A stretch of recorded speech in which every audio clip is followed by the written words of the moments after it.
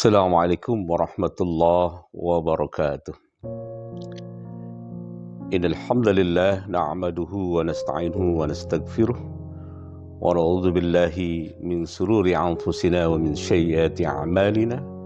May yahdihillahu fala mudilla lahu wa may yudlilhu fala hadiya lahu. Asyhadu an la ilaha illallah wahdahu la syarika lahu wa asyhadu anna Muhammadan abduhu wa rasuluhu la nabiyya ba'dah.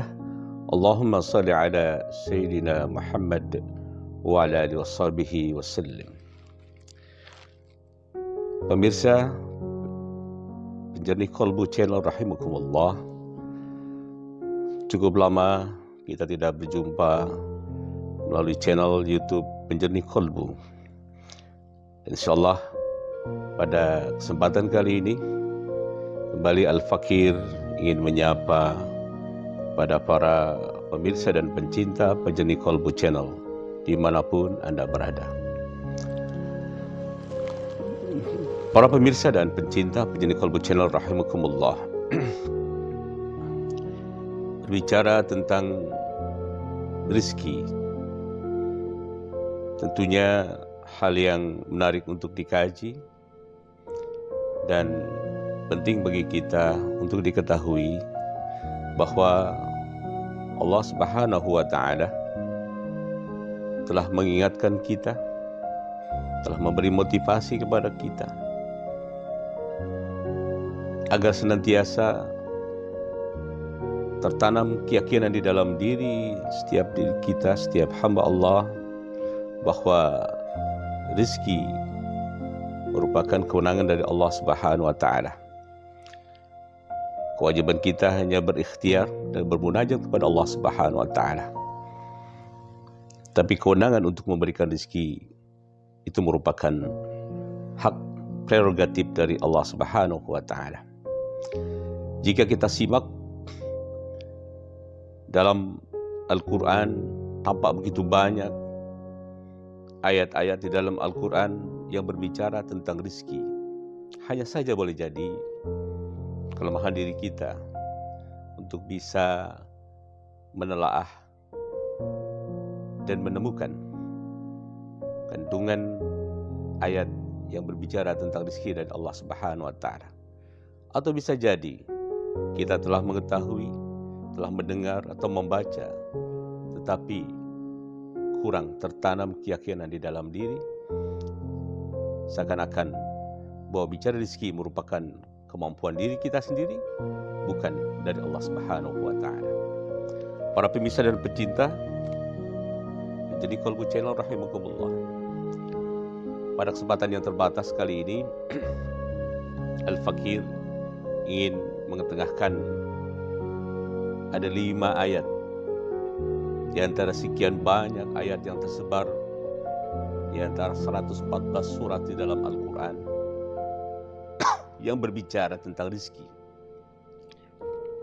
Yang pertama, mari kita simak firman Allah Subhanahu wa Ta'ala di dalam Al-Quran surah Hud, surah yang ke-11 pada ayat 6. Allah berfirman, A'udzubillahi minasyaitonir rajim. Bismillahirrahmanirrahim.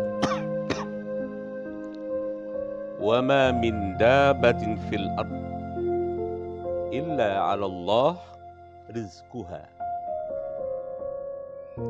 Tidak ada satupun makhluk yang bergerak, yang berjalan, atau dalam konteks lain yang hidup di muka bumi ini, melainkan semuanya dijamin oleh Allah rezekinya. Pada ayat ini jelas Allah Subhanahu wa Ta'ala memberikan jaminan pada seluruh hambanya di muka bumi ini bahwa rezeki mereka telah Allah jamin. Coba kita renungkan bagaimana seekor burung yang terbang pada pagi hari dalam kondisi perut kosong. Burung ini terbang meninggalkan anak-anaknya di dalam sarangnya, Pagi hari ia terbang tanpa dia tahu kemana harus terbang, di mana sumber makanan. Tidak menggunakan panduan atau data-data tentang sumber makanan, tetapi Allah gerakan burung itu terbang. Di pagi hari, pada sore hari burung itu kembali ke sarangnya dalam kondisi perut kenyang dan terdapat tersimpan cadangan makanan pada tenggorokannya untuk diberikan kepada anak-anaknya yang sedang menanti di sarang. Subhanallah, ini kebesaran dari Allah Subhanahu wa Ta'ala, sesuai dengan pernyataan Allah dalam surah Hud ayat 6. Coba renungkan pula bagaimana cicak yang hanya bergerak di dinding, tidak mempunyai sayap, dia hanya bergerak ke sana ke sini, tetapi Allah hadirkan makhluk kecil yang bernama nyamuk atau serangga yang bersayap, yang bisa terbang. Bayangkan bagaimana mungkin makhluk Allah yang hanya merayap di dinding bisa bertahan hidup dengan memakan serangga, nyamuk yang Allah hadirkan, padahal serangga atau nyamuk ini bisa terbang. Oleh karena itu, tumbuhkan keyakinan dalam diri kita bahwa Allah telah menjamin rezeki kita. Yang penting kita berikhtiar, berusaha, maka Allah niscaya akan memberikan rezeki kepada kita. Para pemirsa dan penjernih, para pemirsa dan pecinta penjernih Qalbu Channel rahimakumullah. Kemudian pada ayat yang kedua terdapat pada surah At-Talaq, surah 65 ayat 2. Allah menyatakan, A'udzubillahi minasyaitonir rajim. Bismillahirrahmanirrahim.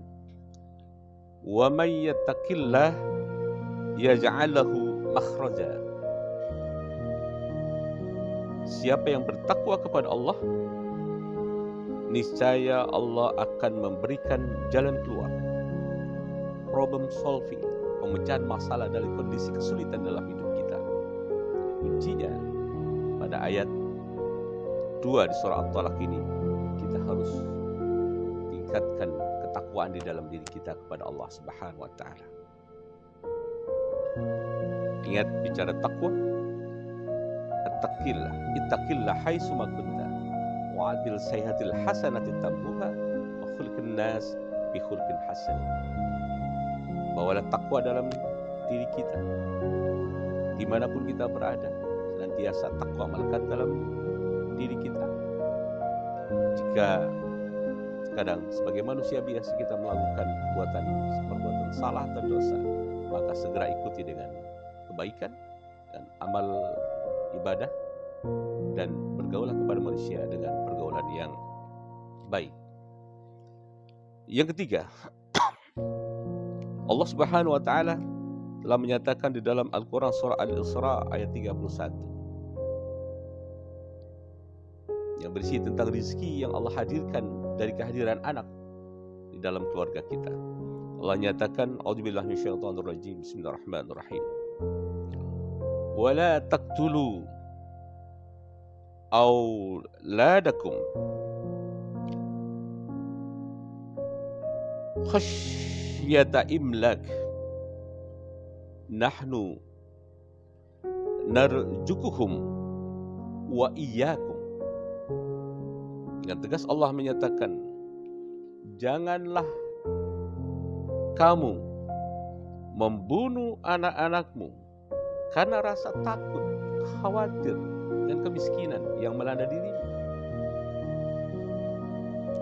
Kamilah, kata Allah, yang akan memberikan rezeki kepada mereka, kepada anak-anakmu, dan juga kepada dirimu. Subhanallah. Sungguh Allah telah memberikan jaminan bahwa kehadiran anak di dalam keluarga diikuti dengan rezeki bagi anak-anak kita. Oleh karena itu, tumbuhkan keyakinan bahwa kehadiran anak di dalam keluarga kita akan beriringan dengan rezeki dari anak-anak kita. Telah dijamin oleh Allah Subhanahu wa Ta'ala. Karena itu jangan ada khawatiran, jangan ada ketakutan Maka kalau ada filosofi orang tua kita dulu, banyak anak banyak rezeki, ini tampaknya sangat berkorelasi dengan pernyataan Allah Subhanahu wa taala di dalam Al-Qur'an surah Al-Isra surah ke-17 ayat 31. Para pemirsa dan pencinta penyanyi kalbu channel rahimakumullah. Lalu yang keempat, sungguhnya rezeki akan Allah hadirkan karena seringnya kita beristighfar, seringnya kita memanjatkan permohonan ampunan kepada Allah Subhanahu wa taala. Ini Allah nyatakan di dalam surah Nuh, surah ke-71 ayat 10 dan 11. Di mana pada ayat 10-nya Allah menyatakan a'udzubillahi minasyaitonir rajim. Bismillahirrahmanirrahim. Faqultus taghfiru rabbakum kana ghaffara. Mohonlah ampunan kepada Tuhanmu. Sungguh Dia Allah Subhanahu wa taala Zat yang Maha Pengampun. Dan pada ayat 11-nya Allah menyatakan yursilis sama alaikum midrara. Niscaya Dia Allah akan menurunkan hujan yang lebat dari langit kepadamu. Pada Al-Quran surah Nuh ayat 10 dan 11 ini, apa korelasinya dengan rezeki? Para pemirsa dan pencinta penyanyi kalbu channel rahimakumullah. Ketika Allah ridho kepada kita, Allah mengampuni segala dosa-dosa kita karena kita senantiasa bermunajat kepada Allah, memohon ampunan atas dosa-dosa yang telah kita lakukan, maka Allah akan curahkan hujan, di mana hujan ini akan menyuburkan tanam-tanaman, pohonan pada perkebunan atau pertanian, sehingga akan menghasilkan buah-buah yang begitu lebat, sehingga buah-buah inilah bisa dijual dan menghasilkan income, pendapatan. Ini sebagai rezeki yang Allah karuniakan karena senantiasa kita beristighfar, memohon ampunan kepada Allah Subhanahu wa taala.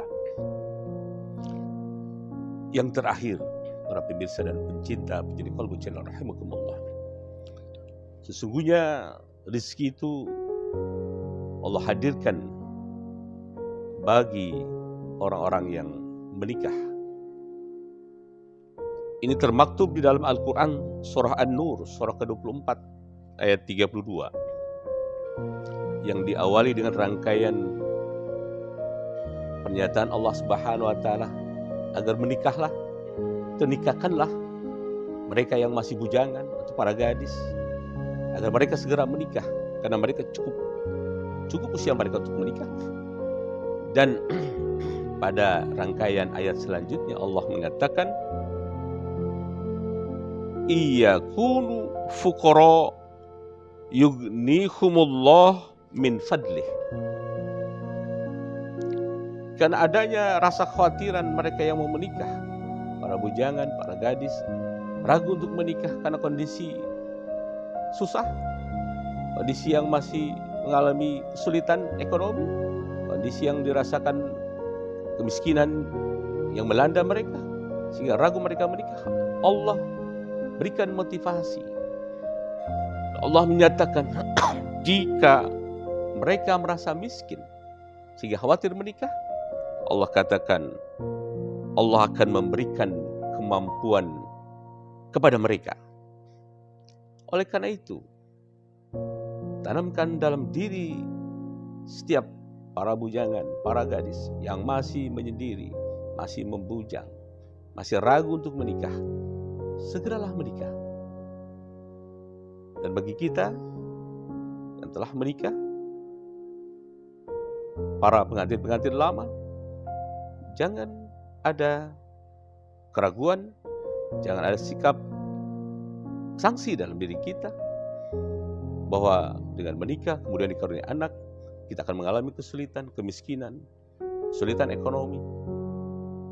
Oleh karena itu, hilangkan sifat dan persepsi seperti ini, karena yakinlah bahwa Allah Subhanahu wa taala akan memberikan rezeki kepada orang-orang yang telah menikah, begitu juga yang telah dikaruniai anak.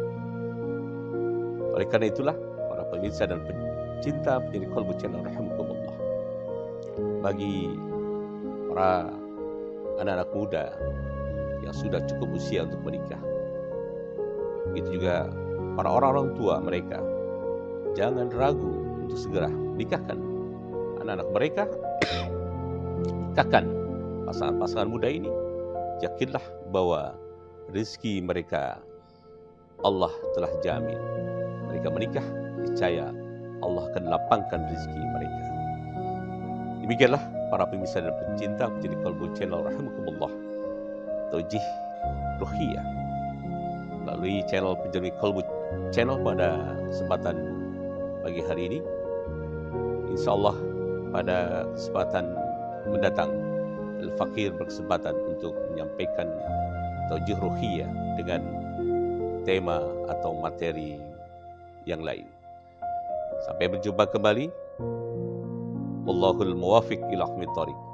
Wassalamualaikum warahmatullahi wabarakatuh.